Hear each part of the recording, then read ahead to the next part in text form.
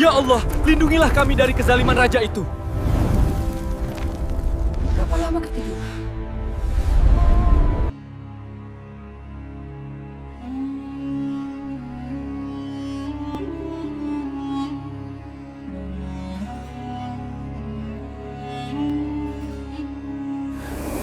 Bismillahirrahmanirrahim. Alhamdulillahirabbil alamin wassalatu wassalamu ala Rasulillah wa ba'd. Kisah tentang Ashabul Kahfi adalah kisah yang Allah Subhanahu wa taala abadikan untuk kemudian kita pelajari. Kisah Ashabul Kahfi adalah sebuah perjalanan yang dialami oleh beberapa pemuda yang kemudian mereka mempertahankan imannya, terjadi pada masa setelah Nabi Isa alaihissalam, tentu sebelum datangnya Nabi Muhammad sallallahu alaihi wasallam. Bahwa dikisahkan dalam riwayat Israiliyat ya, atau kemudian dalam riwayat-riwayat yang lain, ada banyak kisah yang kemudian bisa kita pelajari dengan jauh lebih dalam. Dan yang paling utama adalah apa yang bersumber dari Al-Quranul Karim di dalam surat Al-Kahfi, bahwa pada masa itu hiduplah para pemuda ini yang jumlah mereka diperselisihkan, dan mayoritas para ulama mereka lebih memahami bahwa jumlahnya adalah 7 para pemuda.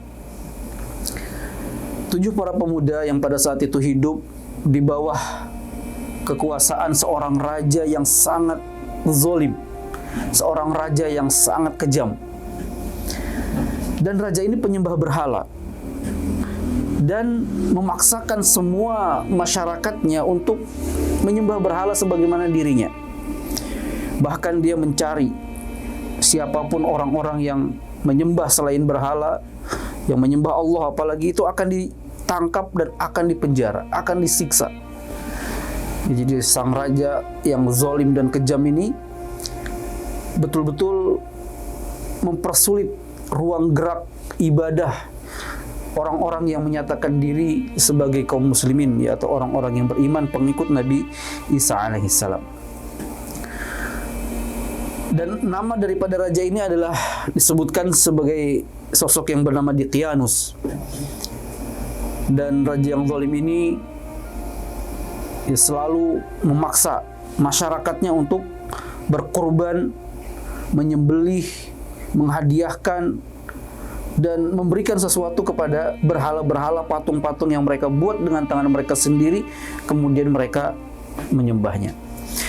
Dan siapapun yang menolak untuk menyembah berhala, maka konsekuensinya entah itu ditangkap, kemudian dipenjara dan disiksa, atau kemudian ada yang dihukum bunuh dengan cara dibakar hidup-hidup, ada yang dipenggal, ada yang dilemparkan ke kandang singa yang sudah lapar dari sekian hari.